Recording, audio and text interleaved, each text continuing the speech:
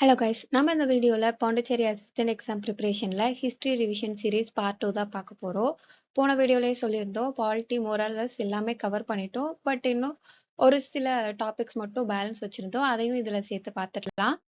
So நம்ம வந்து பாலிட்டில என்ன பேலன்ஸ் வச்சிருந்தோம்ட்டு பார்த்தீங்கன்னா, லோக்கல் கவர்மெண்ட் அப்படின்ற ஒரு டாபிக் நம்ம சுத்தமா தொடவே இல்ல. ஸோ இந்த லோக்கல் கவர்மெண்ட் வந்து பார்த்தீங்கன்னா, இதை தான் grass root level of governance சொல்லுவாங்க. ஸோ இந்த கிராஸ் ரூட் லெவல்ல 2 வரும். என்ன என்ன அப்படின்ட்டு பார்த்தீங்கன்னா, panchayat and municipalities. So panchayat நமக்கு ஏற்கனவே தெரியும். Part 9 of the constitution which is under 11th schedule. Uh panchayat எங்க இருக்குன்ட்டு பார்த்தீங்கன்னா, வில்லேஜ்ல இருக்கிறதெல்லாம் பஞ்சாயத்து அப்படின்ட்டு சொல்லுவோம். ஸோ அப்ப முனிசிபாலிட்டீஸ் வந்து பார்த்தீங்கன்னா, டவுன்ல இருக்கிறது எல்லாமே நம்ம முனிசிபாலிட்டீஸ் அப்படின்ட்டு சொல்லுவோம். இது பார்ட் 9A 12th ஷெட்யூல் கீழ வரும். ஓகேங்களா? ஸோ நம்ம ஏன்ஷியன்ட் பீரியட்லே லைக் சோலா கிங்டம் அந்த பீரியட்லே குடவோலை முறை அப்படிதான் நம்ம வந்து எலெக்ஷன் வந்து மேட் பண்ணோம் அப்படின்ட்டு உத்திரமேரூர் இன்ஸ்கிரிப்ஷன்ல எழுதியிருப்பாங்க. So father of local government அப்படின்ட்டு யாரை சொல்லுவோன்ட்டு பார்த்தீங்கன்னா Lord Ripon who introduced the local government in 1882. ஓகேங்களா? டிபிஎஸ்பியில் ஆர்டிகல் 40 வந்து என்ன சொல்லுதுன்ட்டு பார்த்தீங்கன்னா, state shall have village panchayat அப்படின்றது ஆர்டிகல் 40ல மென்ஷன் பண்ணியிருக்காங்க. ஓகேங்களா? ஸோ நம்ம வந்து ஒரு இம்பார்ட்டன்டான கமிட்டி பத்தி பார்க்க போறோம். அது என்னன்ட்டு பார்த்தீங்கன்னா, பல்வந்த் ராய் மேத்தா கமிட்டி. ஓகேங்களா?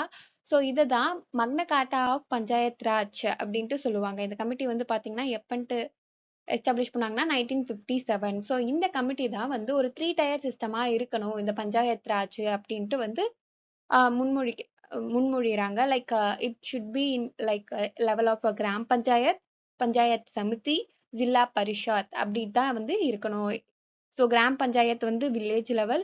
ஸோ பஞ்சாயத் சமிதி வந்து பார்த்தீங்கன்னா, a group of villages block level மாரி இருக்கணும்.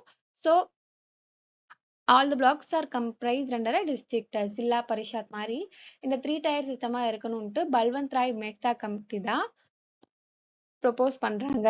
அத தான் நம்ம இப்ப வரைக்குமே ஃபாலோ பண்ணிட்டு இருக்கோம். ஓகேங்களா? நெக்ஸ்ட் வந்து பார்த்தீங்கன்னா, இன்னொரு ரிமார்க்கபிள் கமிட்டி எதுன்ட்டு பார்த்தீங்கன்னா, எல்.எம். சிங் கமிட்டி அப்படின்ட்டு சொல்லுவோம். ஸோ பஞ்சாயத் ராஜ கான்ஸ்டிடியூஷனலா ரெகனைஸ் பண்ணுங்க அப்படின்ட்டு சொன்னது எதுன்ட்டு வந்து பார்த்தீங்கன்னா, எல்.எம். சிங் கமிட்டி தான். ஓகேங்களா? இதுக்கப்புறம் தான் 73rd constitutional amendment act of 1992 கொண்டு வராங்க. ஸோ எஸ்டாப்ளிஷ் பண்ணி பஞ்சாயத்த பார்ட் 9 ஆஃப் த கான்ஸ்டிடியூஷன்லயும் 11th ஷெட்யூல்லயும் ஆட் பண்றாங்க. ஸோ இந்த 11th ஷெட்யூல்ல 29 ஐட்டம்ஸ் இருக்கும். ஆர்டிகல் 243ல இருந்து 243 வரைக்கும் இருக்கும். ஸோ ஆர்டிகல் 243 வந்து எத பத்தி சொல்லுதுன்ட்டு பார்த்தீங்கன்னா, கிராம் சபா பத்தி சொல்றது ஆர்டிகல் 243. ஸோ ஆர்டிகல் 243 வந்து பார்த்தீங்கன்னா, ஸோ ரிசர்வேஷன் ஆஃப் சீட்ஸ் பத்தி சொல்லும். அதுலயும் 33% வந்து உமன் கேண்டிடேட்ஸ்க்கு குடுக்கணும் அப்படின்றத மென்ஷன் பண்ணும். ஆர்டிகல் 243 வந்து என்ன சொல்லுது அப்படின்ட்டு பார்த்தீங்கன்னா, duration of the panchayat which should be 5 years. The term of office should be 5 years. ஓகேங்களா? அடுத்தது ஆர்டிகல் 243 என்ன சொல்லுதுன்ட்டு பார்த்தீங்கன்னா, elections to the panchayat. So panchayat election எப்படி நடக்கணும்? Which should be under the control of state election commissioner appointed by the governor. இங்க யார் வந்து அப்பாயிண்டட் பை கவர்னர் பார்த்தீங்கன்னா, ஸ்டேட் எலெக்ஷன் கமிஷனர் இருக்காருல்ல, அவர் வந்து கவர்னரால அப்பாயிண்ட் பண்ணப்பட்டவர். அவர் தான் வந்து இந்த பஞ்சாயத்து எலெக்ஷனை பார்ப்பாங்க. ஓகேங்களா? ஸோ ஆர்டிகல் 243 எதை பத்தினா ஸ்டேட் ஃபைனான்ஸ் கமிஷன் பத்தி சொல்லுது. ஓகேங்களா? So 243 Gram Sabha, 243 reservation of seat, 243 duration of the panchayat, 243 election of the panchayat, 243 வந்து ஸ்டேட் ஃபைனான்ஸ் கமிஷன். ஓகேங்களா? ஸோ இந்த பஞ்சாயத் ராஜ் இருக்குல்ல, நம்ம இந்தியாலே ஒரு சில excepted state and areas which doesn't have panchayat. ஓகேங்களா? அது என்னென்ன பார்த்தீங்கன்னா, நாகாலாந்து, மேகாலயா, மிசோரம். மோஸ்டா இந்த நார்த் ஈஸ்டர்ன் ஸ்டேட்ஸ்ல தான் இப்படி இருக்கும். நாகாலாந்து, மேகாலயா, மிசோரம்ல இந்த பஞ்சாயத் ராஜ் இல்ல. நேஷனல் பஞ்சாயத் ராஜ் டே என்னைக்கு கொண்டாடுறாங்கன்ட்டு பார்த்தீங்கன்னா, 24th April which is none other the day when 73rd amendment act of 1992 passed. ஓகேங்களா? 73rd amendment act of 1992 passed in 24th April. So we are celebrating it as a National Panchayat Raj Day. தென் கிராம சபா வந்து கண்டிப்பா meet பண்ணணும். But இந்த 4 டேஸ்ல கண்டிப்பா meet பண்ணணும் அப்படின்ட்டு ஸ்ட்ரிக்டா மென்ஷன் பண்ணுவாங்க. எதுனா 26th Jan, 1st May, 15th August and 2nd Octoberல கண்டிப்பா மீட் பண்ணணும். ஃபர்ஸ்ட் பஞ்சாயத் ராஜ் எங்க எஸ்டாப்ளிஷ் பண்றாங்கன்ட்டு பாத்தீங்கன்னா ராஜஸ்தான்ல இருக்க நாகௌர்ன்ற பிளேஸ்ல எஸ்டாப்ளிஷ் பண்றாங்க ஆன் அக்டோபர் 2 1959ல. செகண்ட் பஞ்சாயத் ராஜ் வந்து பாத்தீங்கன்னா ஆந்திர பிரதேஷ்ல 11th அக்டோபர் 1959ல எஸ்டாப்ளிஷ் பண்ணிடுறாங்க. ஸோ பாண்டிச்சேரி எப்ப வந்து பஞ்சாயத் ராஜ் அடாப்ட் பண்றாங்கன்ட்டு பாத்தீங்கன்னா Jan 26 1974ல.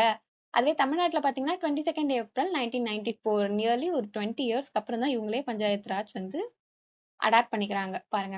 ஸோ அடுத்தது வந்து பாத்தீங்கன்னா municipalities which established under 74th Constitutional Amendment Act on the same year of 1992. So it is under Part 9A and Schedule 12, which has 18 items from Article 243P to 243ZG. ஓகேங்களா?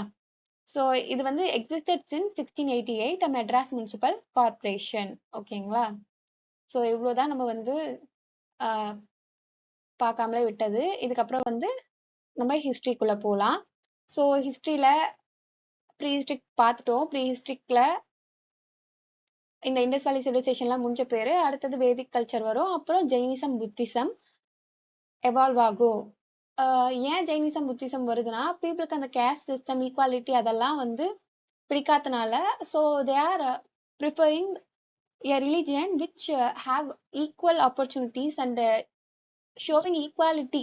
First caste system இல்லாம ஈக்குவலா treat பண்றதுக்கு பார்க்கும்போது Jainism first அவங்களுக்கு வருது. Jainism அதுவும் இல்லாம அவங்களுக்கு புரியுற பாலி அண்ட் பிராக்டிஸ் மொழியில தாட் பண்றதுனால அவங்களுக்கு இன்னுமே அவங்க ஜெயினிசம் வந்து ட்ரஸ்ட் பண்ணி போறாங்க. இது வந்து one of the world oldest living religion அப்படின்னு சொல்றாங்க.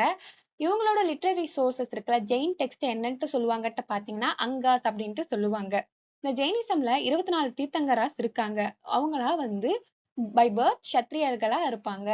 ஃபர்ஸ்ட் தீர்த்தங்கரா யாரு அப்படின்ட்டு பாத்தீங்கன்னா ரிஷபநாத் ஆர் ரிஷபதேவ் அப்படின்ட்டு சொல்லுவாங்க. அதுவே லாஸ்ட் தீர்த்தங்கரா யாருன்ட்டு பாத்தீங்கன்னா வர்தமனா மகாவீரா தான் லாஸ்ட் தீர்த்தங்கரா. இப்போ அவர் தான் அண்ட் இம்பார்ட்டன்ட் தீர்த்தங்கரா கூட. ஸோ இப்போ வர்தமன மகாவீராவை பத்தி பார்க்கலாம். அவரோட பீரியட் வந்து பாத்தீங்கன்னா 542 467 பிசி. அவரோட பேரண்ட்ஸ் யாருன்ட்டு பாத்தீங்கன்னா சித்தார்த்தா அண்ட் த்ரிஷாலா. சித்தார்த்தா வந்து நாத்ரிகா கிளான சேர்ந்தவங்க, த்ரிஷாலா வந்து லிச்சா கிளான சேர்ந்தவங்க. பிளேஸ் ஆஃப் பர்த் வந்து பாத்தீங்கன்னா குந்தகிராமா நியர் வைஷாலி இன் பீகார். ஓகேங்களா? குந்தகிராமா இன் Bihar. So he married to Yashoda and have a daughter named Anuja or Priyadarshana. ஓகேங்களா?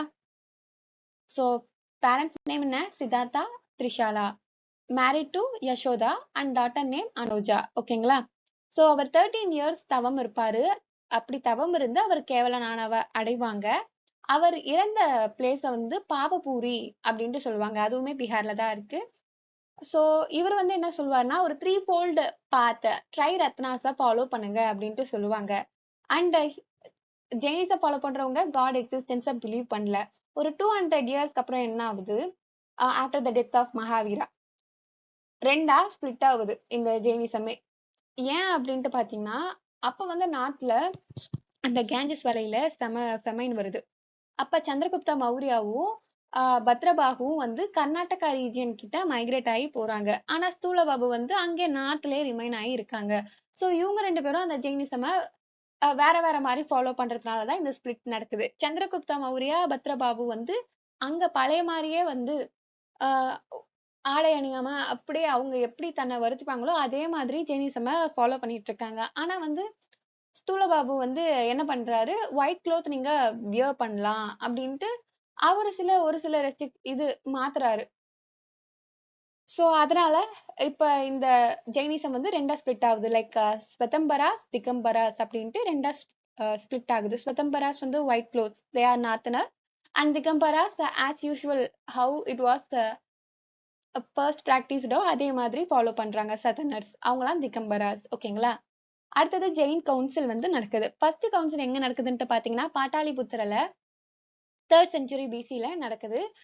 அப்ப யாரு வந்து அதை ப்ரிசைட் பண்றாங்கன்னா அப்கோர்ஸ் ஸ்தூலபாபு தான் ப்ரிசைட் பண்றாரு. அதுவே செகண்ட் கவுன்சில் எங்க நடக்குதுன்னா பல்லாபி இன் குஜராத்ல 1512 சிஇ.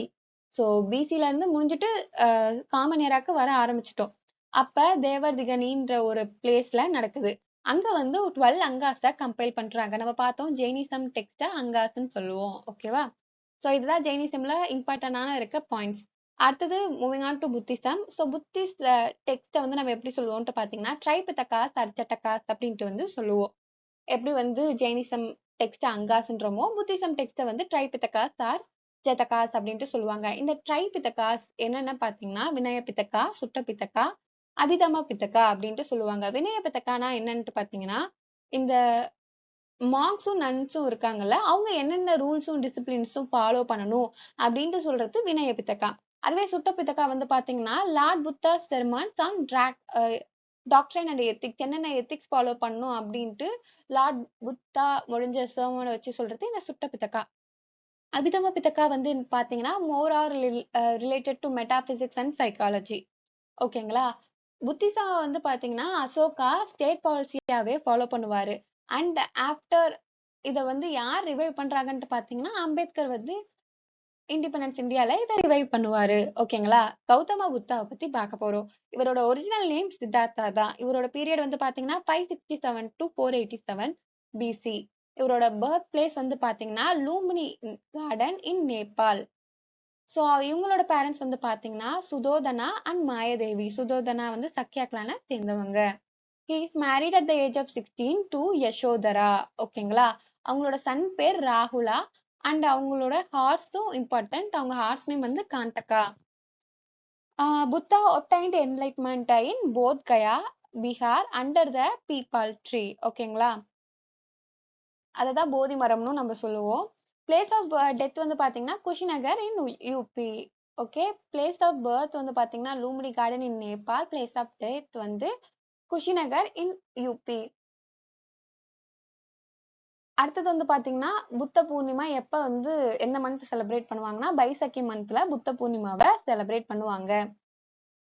புத்தா வந்து சாரநாத்துல தான் அவரோட ஃபர்ஸ்ட் சர்மனை கொடுப்பாரு. அந்த உரை வந்து ஒரு 5 மாங்க்ஸுக்கு குடுப்பாரு. ஓகேங்களா? அத வந்து என்னன்ட்டு சொல்லுவாங்கன்னா, தமக்காக பாவத்தனா சுதா அப்படின்ட்டு சொல்லுவாங்க. இது வந்து ஒரு ஃபுல் மூன் டே அசால பூஜா அப்படின்ற ஒரு நாள்ல இது கொடுக்கப்படுது. இவர் வந்து 4 நோபல் ட்ரூத் அண்ட் 8 ஃபோல்ட் பாத்த ஃபாலோ பண்ணுங்க அப்படின்ட்டு சொல்லுவாங்க. புத்தாவோட டீச்சிங் இருக்குல்ல, அதை எப்படி கூப்பிடுவாங்கன்னா, தமா அப்படின்ட்டு கூப்பிடுவாங்க.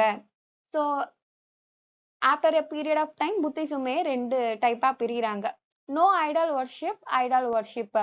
ஸோ புத்தர் வந்து அவங்களோட எக்ஸிஸ்டன்ஸ் இல்லாம அவரோட டீச்சிங்ஸ் மட்டுமே வச்சு ஃபாலோ பண்றது ஹினாயனா. அதுவே அவருக்கே வந்து ஒரு ஒரு இப்படிதான் இருந்தாரு அப்படின்ற ஒரு அசியூம் பண்ணி அவரை வழிபடுறது idol worship which is called as மகாயானா. ஓகேங்களா? இதுதான் புத்திசம்ல ரொம்ப இம்பார்ட்டன்டா இருக்க டெக்ஸ்ட் எல்லாமே பார்த்தாச்சு.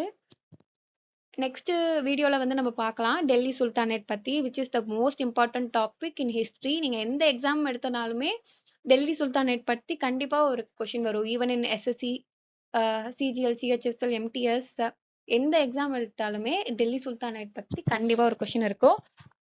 Soon the video will be uploaded. Hope you liked the video.